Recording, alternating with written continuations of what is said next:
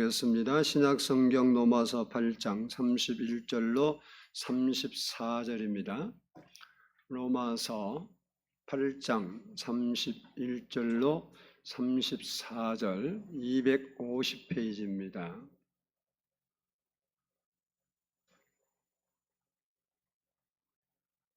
저 한 절씩 교독하도록 하겠습니다. 31절 봉독에 올립니다. 그런즉 이 일에 대하여 우리가 무슨 말하리요? 만일 하나님이 우리를 위하시면 누가 우리를 대적하리요? 자기 아들을 아끼지 아니하시고 우리 모든 사람을 위하여 내주시니가 어찌 그 아들과 함께 모든 것을 우리에게 주시지 아니하겠느냐? 누가 능히 하나님께서 택하신 자들을 고발하리요? 의롭다 하신 이는 하나님이시니 누가 정죄하리요? 죽으실 뿐 아니라 다시 살아나신 이는 그리스도 예수시니 그는 하나님 우편에 계신 자요 우리를 위하여 간구하시는 자시니라.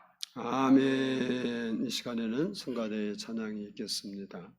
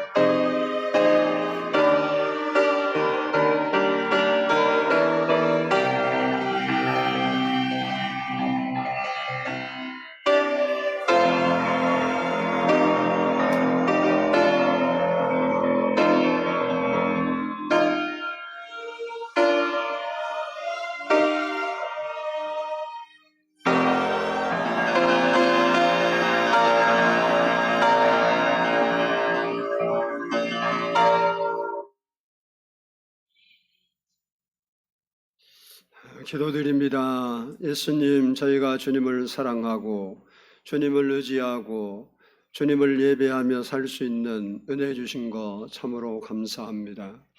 무더운 여름 날씨지만 저희가 무더위를 이기며 하나님께 나와서 우리의 마음을 드리고 아버지 하나님 우리의 마음을 모두어서 전능하신 하나님께 예배할 수 있도록 도와주심을 인하여 진심으로 감사합니다.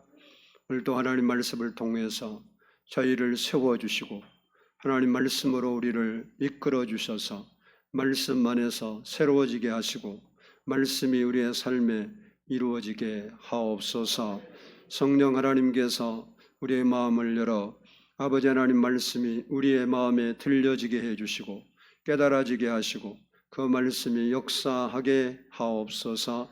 주님께서 늘 함께하심을 감사드리오며 예수님의 이름으로 기도드리옵나이다. 아멘. 할렐루야. 우리 옆 사람과 한번 인사합니다. 사랑하고 축복합니다. 한번 따라서 하겠습니다. 하나님이 우리를 위하시면. 로마서 말씀은요, 우리 신앙 체계를 세우는데 아주 유용한 말씀이라 이렇게 말할 수 있습니다. 그래서 마틴 루터도 이 로마서를 보배로운 복음이다 이렇게 표현을 했고, 칼빈도 성서 중에 보고다 이렇게 표현을 했습니다.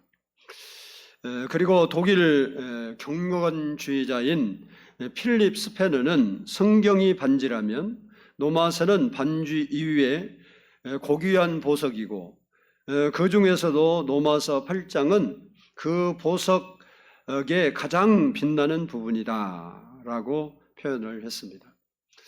로마서 8장에서 제일 중요한 부분은 따라서 합시다. 성령님. 가장 중요한 단어가 성령님이라는 겁니다. 내가 내 힘과 의지로서는 무기력하게 실패할 수밖에 없지만 성령의 능력을 의지하고 도움을 받으면 거뜬히 승리할 수 있다는 사실을 나타내주고 있습니다.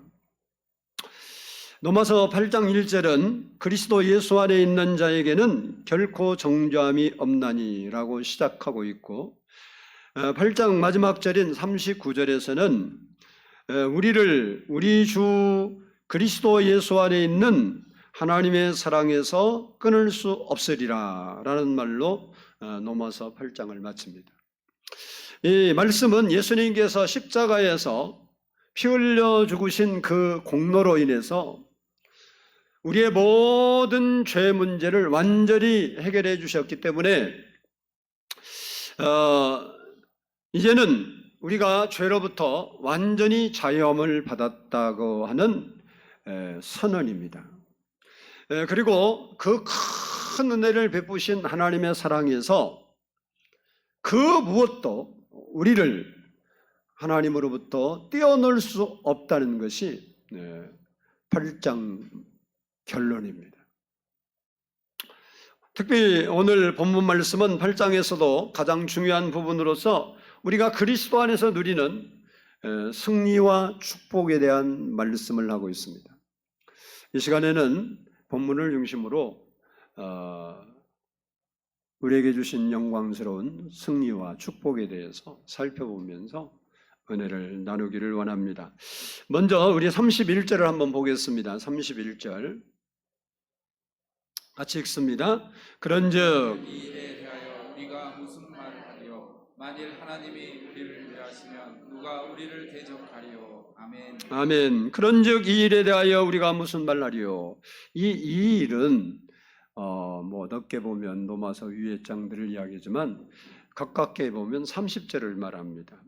30절 또 미리 정하신 그들을 또한 부르시고 부르신 그들을 또한 의롭다 하시고 의롭다 하신 그들을 또한 영화롭게 하셨느니라.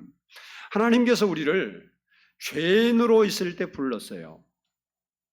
창세기 에베소서 1장 4절 말씀 보면 창세전에 그리스도 안에서 우리를 택하사라고 말씀하고 있습니다. 우리가 예수를 믿고 구원받는 것은 우연이 아닙니다. 여러분이 이렇게 오늘 하나님께 나와서 예배드리는 것이 우연이 아니라고 생각하는 사람은 성경적 사고를 가지고 있는 사람, 어쩌다 보니까 그렇게 됐다고 하는 사람은 세상적 사고를 가진 사람이에요. 아멘을 안 해도 그렇고 아멘을 해도 그런 거예요. 맞아요. 왜? 이건 제 이야기가 아니고 예수님이 친히 그랬어요. 아버지께서 이끌리지 아니하면 내게로 올 자가 아무도 없다. 아버지 이 말씀이라고 하나님. 이 말씀을 보면 우리가 예수를 믿고 구원받은 것이 우연이 아니에요. 어떤 분이 방황하면서 사랑하는 아내를 만나서 결혼해서 아이를 낳았어요. 그래서 이름을 뭐라고 적었어요? 정우연. 그래서 왜 우연이냐 내가 물어봤어요. 그랬더니 우연하게 어떻게 인생이 그렇게 돼서 이름을 아들 이름을 우연이라고 줬어. 이거 실제 있는 일이에요. 네, 여러분이 이렇게 예수 믿는 거 우연이 아닌 걸 믿으시기 바랍니다. 하나님께서 우리를 창세 전에 이 세상이 있기도 전에 그리고 우리가 모태에 잉태되기도 전에 이미 우리를 아시고 하나님 자녀로 점 찍어 놓으셨대. 이게 진짜 감사한 일이죠. 하나님이 똑똑하다고 점 찍어 놓은 것도 아니고 멋있다고 점 찍어 놓은 것도 아니고 하나님이 그냥 좋아서 점 찍어 놨대. 제 얘기가 아니에요. 성경이지. 예레미야서 1장 5절 말씀을 보면 예레미야에게 예수님 하나님께서 하심을 내가 너를 모태에 짓기 전에 너를 알았고 내가 배에서 나오기 전에 너를 성별하였고 너를 여러 나라의 선지자로 세웠노라. 이렇게 말씀합니다. 여러분은 적어도 뭐 지금 힘드냐 어렵냐 그것은 세상 이야기고 하나님 앞에서 보면 하나님 믿고 하나님 자녀로 산다는 사실, 나를 하나님께서 택해 주셨다는 사실을 감사해야 돼요. 요즘 방통위원장 임명 때문에 시끄럽죠. 뭐 안 된다고 그래서 한쪽에는 뭐 문제 없다고 그래서 그러는데 누가 점 찍은 거예요? 윤 대통령이 점 찍었잖아. 근데 취소하겠어요? 안 하죠. 야당이 아무리 반대해봐요. 뭐 청문회 해갖고 뭐 해갖고 어쩌갖고 또 뭐 부적격 이렇게 올려도 임명해요. 문재인 정부 때도 그랬고 박근혜 정부 때도 그랬고 김대중 정부 때도 했고 뭐 이번이라고 안 하겠어? 나 같아도 돼. 왜? 자기가 씻고 싶어서 지금 찍어놨잖아. 하나님이 우리를 사랑해서 찍어놨대. 하나님이 나를 찍었다는 게 감사한 거야, 안 감사해요? 내가 다른 사람은 이뻐서 찍었어? 내가 멋있어서 찍었어? 부자라 찍었어? 훌륭해서 찍었어? 아니요. 그냥 우리를 사랑해서 찍었대요. 근데 하나님이 우리를 부르실 때는요, 우리가 죄인으로 살 때였어요. 근데 분명히 의인이 아니라 죄인인데도 불구하고 하나님께서 우리를 부르시고 의롭다고 인정해 주신 거예요. 그 근거가 무엇이냐면 바로 예수 그리스도께서 이 땅에 오셔서 우리를 대신해서 우리의 죄를 지시고 십자가에 피를 흘려 죽으신 그 공로 때문이에요. 그러니까 하나님이 그냥 뭐 너 좋아하니까 죄 없어 이렇게 한 게 아니고 그 죄값을 다 지불해 주시고 문제를 싹 해결해 주시고 그리고 너는 의롭다 이렇게 한 거예요. 다시 말하면 우리가 예수님께서 나를 위해 십자가에 죽으셨음을 믿는 그 사람마다 하나님께서 우리는 죄인인데 예수님을 보시고 너는 의로운 사람이다, 의인이다 이렇게 인정해 주시는 거예요. 그뿐만 아니라 의롭다고 하신 그 사람에게 영화롭게 하셨다는 거예요. 이 영화롭게 한다는 말은 예수님께서 재림하실 때 영광을 얻는 것을 가리켜요. 근데 오늘 본문을 보면 과거 시대로 쓰고 있어요. 그러니까 앞으로 미래에 올 일이거든요. 왜 그런가? 그것은 하나님의 계획으로서 이미 확정되었기 때문에 이 사실은 지구가 멸망하고 뭐 세상의 천지가 개벽해도 반드시 이루어진다는 사실을 보여주려고 그런 거예요. 그렇습니다. 우리를 불러주신 분도 하나님이시고 우리를 의롭다 하신 분도 하나님이시고 우리를 영화롭게 하신 분도 하나님이시라는 거예요. 다시 말하면 우리가 구원받고 하나님의 자녀가 되어서 천국 가게 되는데 그런 과정에서 내가 한 일이 있다 없다예요. 없다.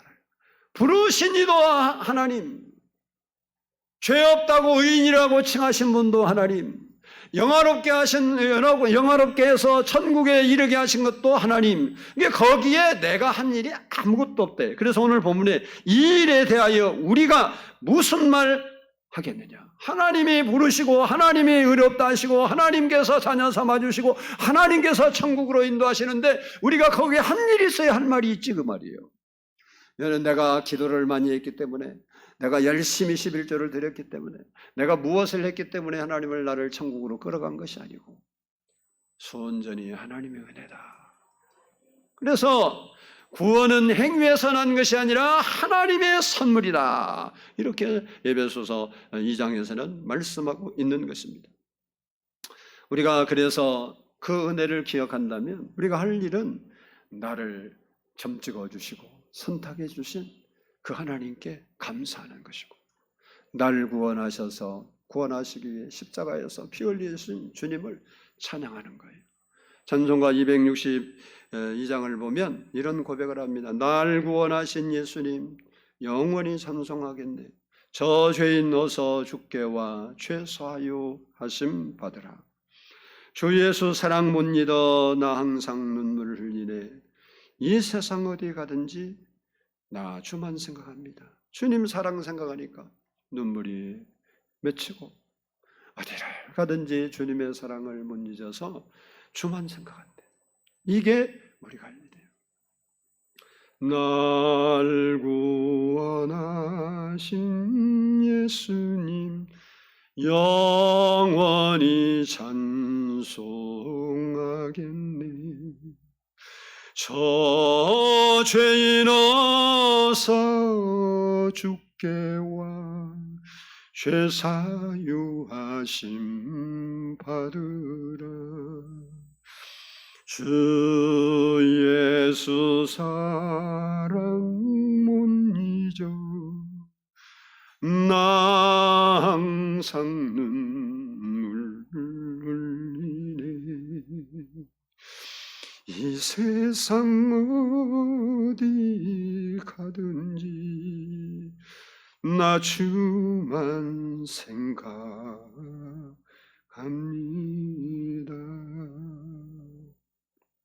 31절은 이렇게 말합니다. 만일 하나님이 우리를 위하시면 누가 우리를 대적하리요? 여기 하나님이 우리를 위한다는 말은 편든다, 돕는다라는 말입니다.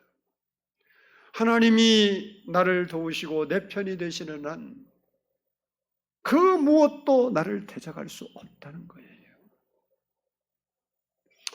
여러분이 만일 하나님이 내 편이시고 나를 돕는 자 되신다고 이 사실에 대해서 확실히 믿으면 여러분은 그 어떤 일을 당해도 두려워하거나 겁내지 않습니다.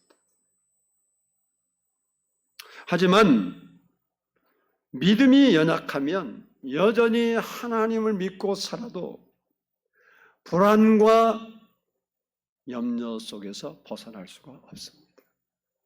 그래서 우리는 하나님을 신뢰하는 믿음을 키워야 되는 거예요. 어떻게 하면 우리의 믿음이 성장됩니까?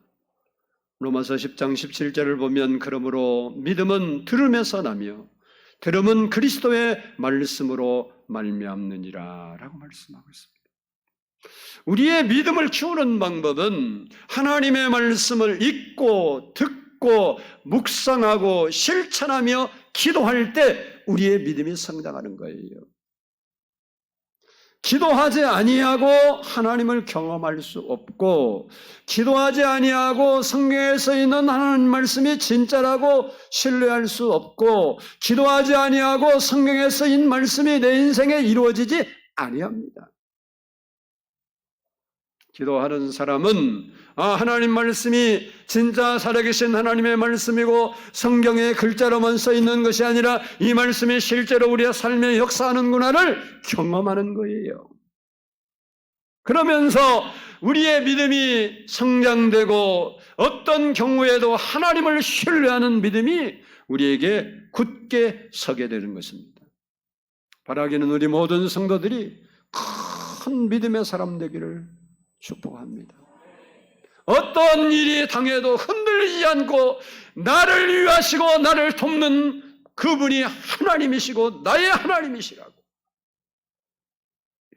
우리는 하나님이 내 편이시고 나를 돕는 자이시고 나의 하나님이라는 사실을 확실히 믿는 믿음이 필요해요. 믿음. 교회 몇 년 다녔나 그런 거 타랑하지 말고, 내가 못해 3대차 믿고 4차, 너 3대차, 저도 3대차 신앙이에요. 내 손자까지면 5대예요, 우리도. 그 얘기가 뭔 줄 알아요? 선교사한테 복음 받았다는 소리예요. 나는 선교사한테 유아 세례 받은 사람이에요. 그 뭐 자랑하려고 그런 게 아니고 아무 쓸데없어. 믿음으로 서 있을 때는 그게 쓸데 있는 거고, 하나님을 못 만나면 아무 쓸모없어요. 뭐 천대를 믿으면 뭐 하겠어요? 소용없는 거지. 시편 118편 6절로 7절을 보면 여호와는 내 편이시라. 내가 두려워하지 아니하리니 사람이 내게 어찌할까? 여호와께서 내 편이 되사 나를 돕는 자 중에 계시니 그러므로 나를 미워하는 자들에게서 보응하시는 것을 내가 보리로다. 이 시인은요, 사람 안 두려워한대. 미워하는 사람 안 두려워한대. 뭐 미워하고 내가 어떻게 하면 내가 원수를 갖고 그냥 어떻게 박살나면 이런 생각 안 하는데 왜? 내 편이신 하나님이 알아서 다 해줄 것이다.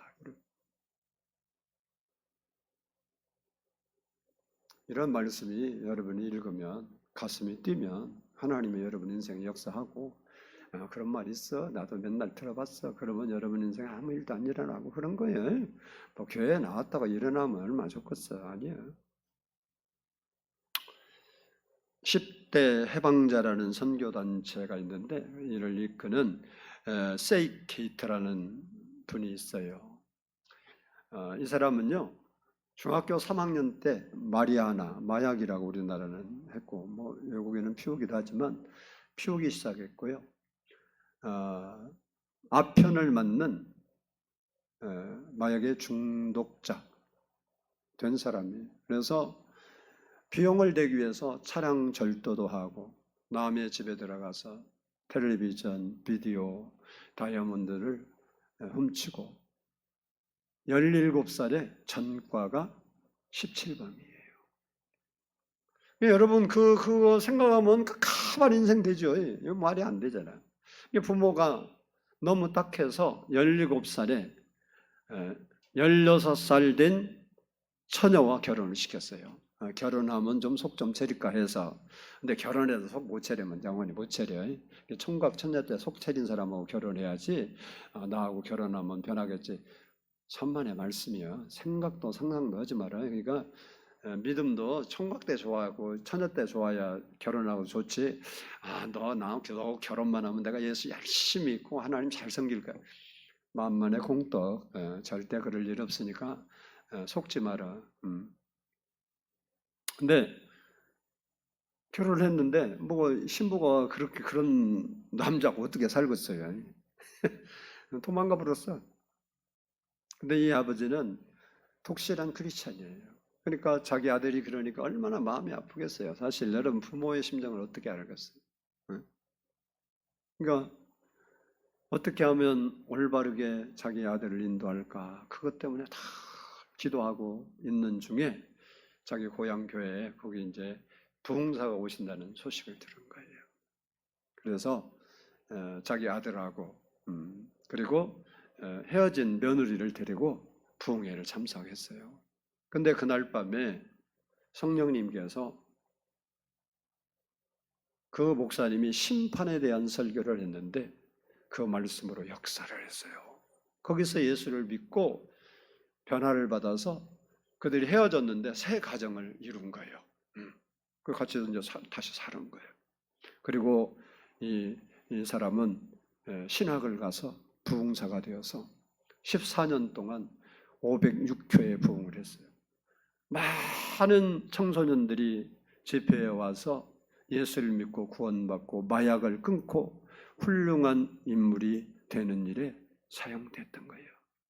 그가 10대 해방자라는 선교 단체를 조직을 한 거예요.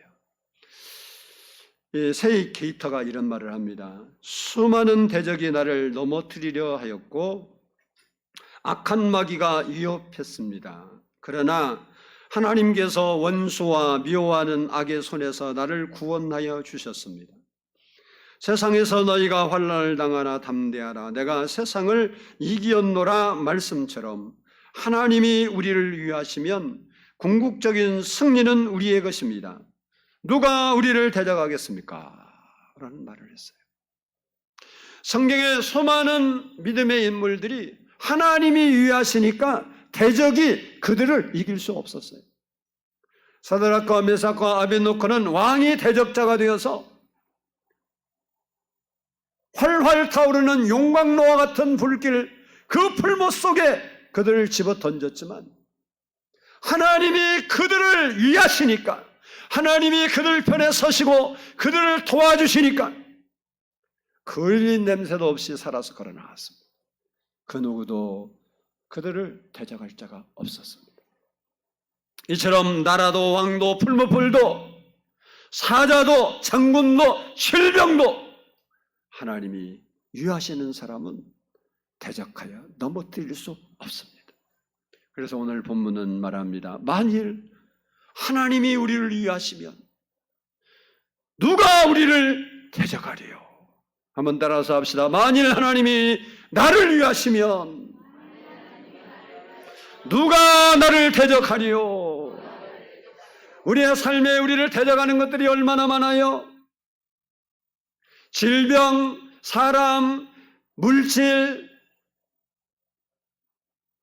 수도 없이 많은 것들이 있지만 하나님이 나를 위하시면 누가 나를 대적하겠느냐? 여러분이 하나님 편에 서면 그렇게 되는 거예요. 우리는 예수 믿고 구원받아 하나님의 자녀가 된 사람들입니다.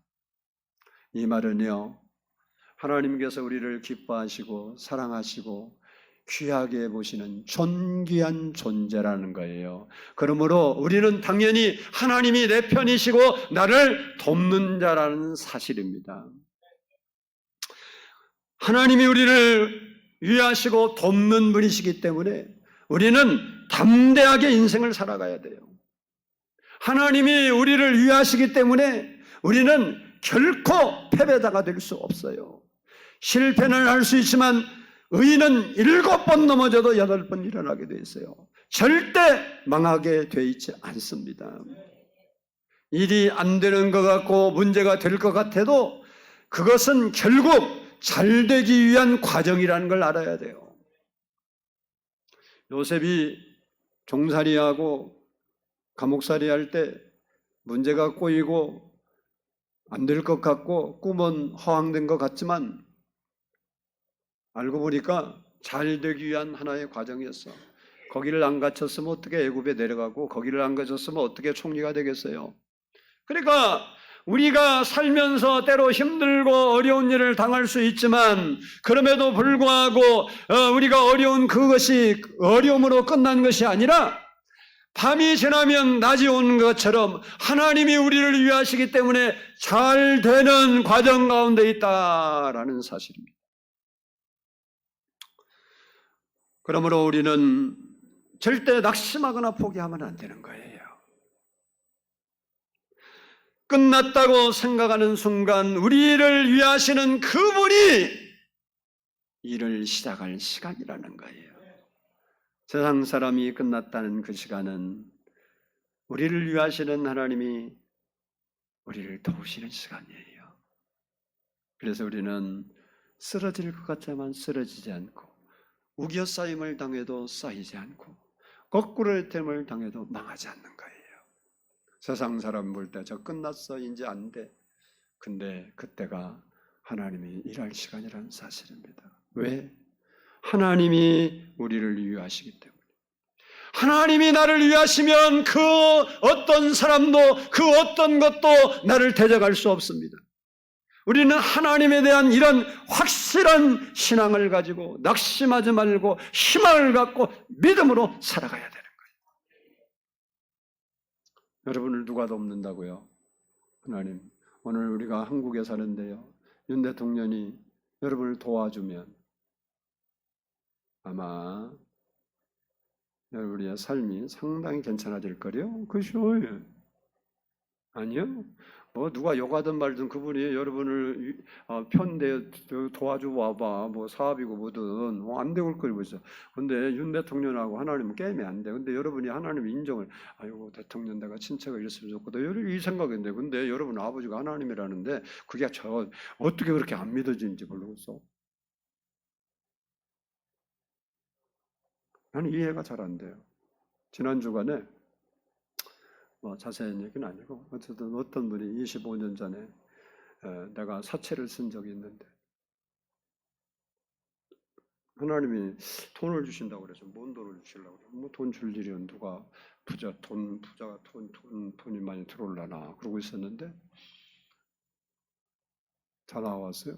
돈 붙인다고. 그래서 뭔 돈을 붙이냐 그랬더니 옛날 내가 어려울 때니까 사채 갖다 이자 잘 냈어요. 나는 띄어먹은 거 하나도 없어요. 다 갚았어. 근데 잊어버리고 살았는데 그러더라고. 하나님이 갑자기 자기를 찔러가고 권사님이신데 네가 교회한테 이자를 받아 먹으면 되느냐 그 생각이 들어가고 그 권사도 믿음 있죠. 그래갖고 붙였어요. 참 그랬어요. 그래서 하나님 신기하시네. 나는 생각도 않고 꿈도 안 꿨는데 25년도 지난 이야기를 하나님이 가서 쿡 찔러가고.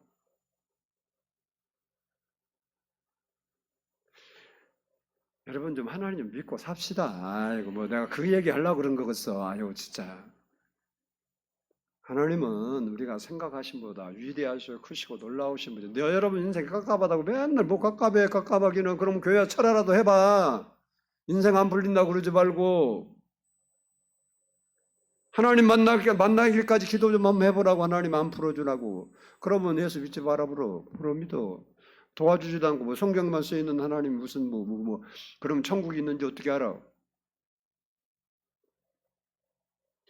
하나님이 말씀대로 역사를 해야 살아있는 하나님이시고 그래야 천국도 믿는 거지.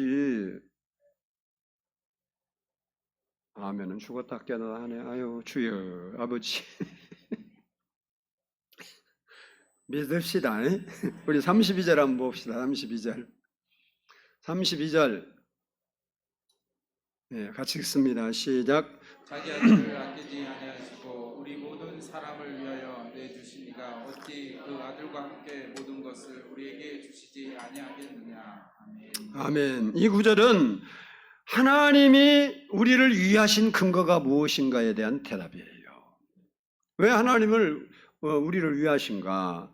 그 근거는 하나밖에 없는 자기 아들을 아낌없이 우리에게 내어주신, 따라서 합시다, 하나님의 사랑 때문이다. 하나님이 다시 말하면 우리를 사랑하기 때문에 우리를 위하신다는 거예요. 여러분이 여러분의 자녀 사랑하니까 위하죠? 여러분 자녀가 잘 되기를 다 바라고 자녀가 아프면 아프잖아요. 왜? 여러분이 그 자녀를 사랑하니까.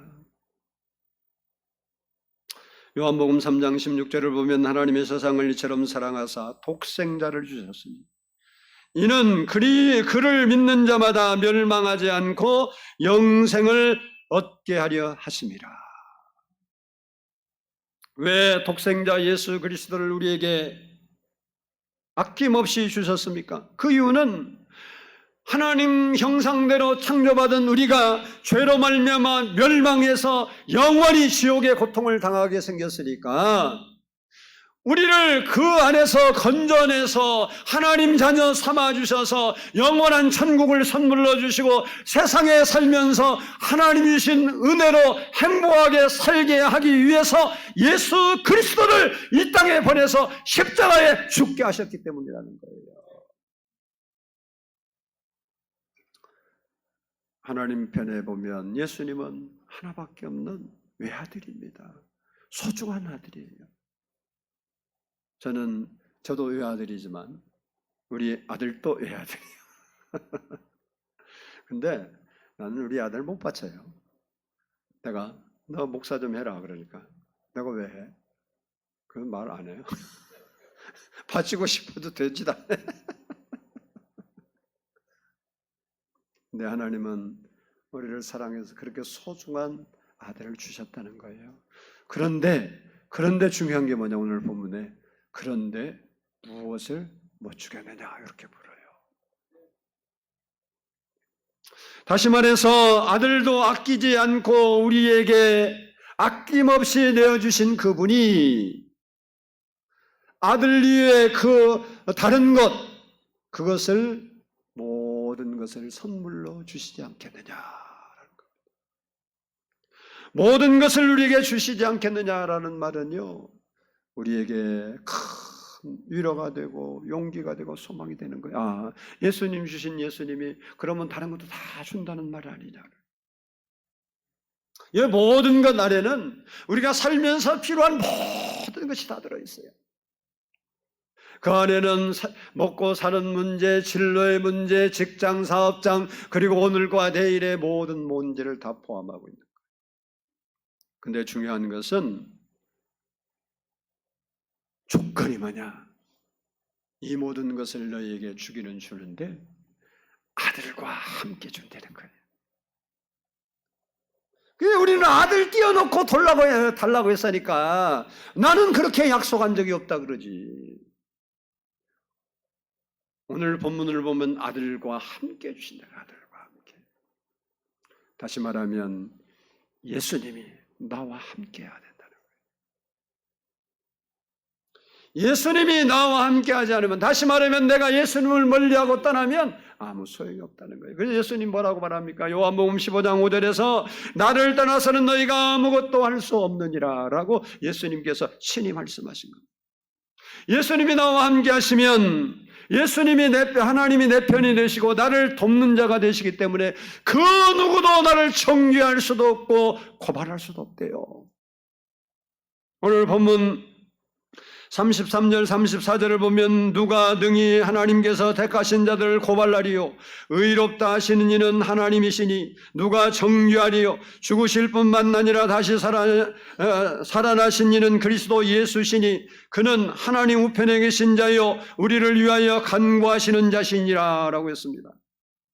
무슨 말입니까? 예수님께서 죄와 허물을 대신 담당하시고 우리를 의롭다고 하셨기 때문에 사단 마귀가 너는 죄인이야 그리고 고발하고 정죄해도 아무 소용이 없다는 거예요. 왜냐하면 하나님 보좌 우편에 앉아 계신 예수님께서 우리가 허물이 있고 나갈 때마다 사단이가 참소하고 고발하고 정죄하면 예수님께서 그 옆에 계시다가 아버지 하나님, 저를 위해서 내가 십자가에서 피 흘려 죽었습니다. 그러면 그렇게 오늘 본문에는 간구하셔. 그렇게 중보로 기도하신다는 거예요. 그러니까 우리가 죄가 없는 것이 아니라 예수님 때문에 그 죄로부터 자유함을 받고 의로운 의인의 삶을 살고 하나님의 자녀된 삶을 산다는 거예요. 사단은 우리에게 늘 우리 마음에 속삭이고 소리칩니다. 너는 죄인이야. 너 부끄럽지 않니? 너는 희망이 없어.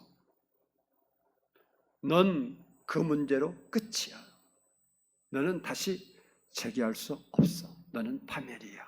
그리고 우리에게 불안과 낭만과 절망을 가져다 줍니다.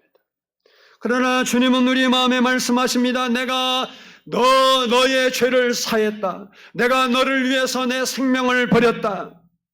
너는 희망이 있다. 다시 시작하라. 내가 너를 도와주마. 내가 내 편이 되어주마. 너는 내 사랑하는 나의 자녀니라. 주님은 우리에게 코 빠지고 살지 말고 용기 있게 살아라는 거예요. 우리는 하나님이 위하시는 사람이기 때문에 희망이 있는 거예요. 내가 절망하고 있고 낭망하고 있고 불안해하고 있다면 여러분은 믿음이 없는, 지금 하나님으로부터 멀리 떨어져 있는 사람이에요. 무슨 말씀을 목사님 그렇게 섭섭하게 하십니까? 나는 성수주의를 하고 한 번도 교회를 빠진 적이 없는데 그건 여러분 몸뚱이가 와서 그런 거고 근데 하나님의 여러분 마음은 하나님으로 멀리 여기 뭐 몸은 앉아있는데 생각은 집에 가 있는 사람도 지금 많잖아. 뭐 생각이 지금 뭐 꿈속을 헤매는 사람도 있고 생각이 지금 하나님 생각도 안 하는 사람이 많아. 그럼 몸뚱이면 와 있지. 여러분이 진정으로 여러분 부인이나 뭐 남편을 하나도 안 사랑하고 다른 사람 사랑하면서 당신 좋아해 사랑해 그러면 알아요 몰라요? 한 번은 속지만요 계속 그러면 행동하는 거 보고 가짜네 그거 본인이 느끼죠. 그래서 여자들은 촉이 좋잖아요. 남자가 좀 이상하면 금방 알아채려버려요. 근데 그 촉이 하나도 안 틀린대요. 저거 좀 수상한 행동이 그러면요 수상한 거요. 그거 얼른 뒷조사 해야 돼요.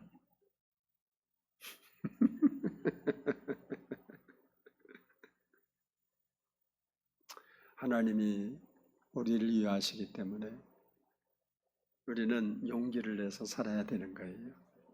꿈을 갖고 살아야 되는 거예요. 우리를 돕는 분은요 천지를 이으신 전능하신 하나님. 저는 살면서 하나님을 저도 조금씩 알아가는데 알다 보니까 하나님은 참 대단하신 분이라는 생각이 자꾸 들어요. 우리가 상상할 수 없을 만큼 위대하신 분이에요. 오늘 또 일부에 마치 끝나니까 어떤 집사님 찾아와서 이런 얘기 저런 얘기해서 나에게도 희망이 있을까요? 그래서 네 믿음대로 되는 거다 그랬어요. 아니 꿈을 품으면 하나님 하시고 꿈 안 품으면 나는 인생 이렇게 살 거야 그러면 그 생각대로 하나님 정리하시고 나이가 숫자에 불과하지 무슨 소리요? 나는 이대로 죽을 수가 없어 그러면 하나님 그때부터 역사하는 거예요. 성경의 모세는 80세예요. 모세는요 장수한 사람이에요. 120년 상계 그때 나이로는 아론은 110세에 죽었고요. 그때 시대는요 시라에 몇 세에 살았냐 80이야. 그래서 모세가 쓴 성경에 강건하면 80이요 그렇게 썼어. 보통 70살면 끝이고 강건하게 장수하면 80이 돼. 근데 120년 살았잖아요. 근데 끝자락에 부름받아서 그렇게 쓰죠. 그러니까 우리는 뭐 말하면 안 돼. 아브라함 몇 세에 아들 낳았어? 100세가 안 됐으면 말을 하지 마라. 아니 요즘 몇 세 시대라고 그래요? 100세. 우리는 아직 팔팔한 거예요. 팔팔한 거라니까. 여러분 내가 지금 여기 있는 것이 하나님의 은혜인 줄 알아야 돼요. 하나님이 나를 부르시고 나를 의롭다 하시고 나를 영화롭게 하시고 자녀 삼아주시기까지 감사해야 돼요. 그리고 나를 도와주시기 위해서 보혜사 성령 보내주셨어요. 성령이 뭐야? 보혜사가 뭐예요? 옆에서 도와주는 분. 우리 도와주라고 성령 보냈는데 성령 도와달라는 말을 한 번도 안 하니까 그분이 뭐 안 도와주죠. 도와달라고 해야 도와주죠. 여러분이 하나님이 나를 위하신다는 믿음을 갖고 그분이 나를 위해 생명을 바친 것처럼 그 은혜를 깨달아가며 그분의 영광을 위하여 멋지게 살아가는 인생 되기를 축복합니다. 기도하겠습니다. 사랑의 아버지 하나님 감사합니다. 오늘도 이렇게 거룩한 주일에 하나님 앞에 나와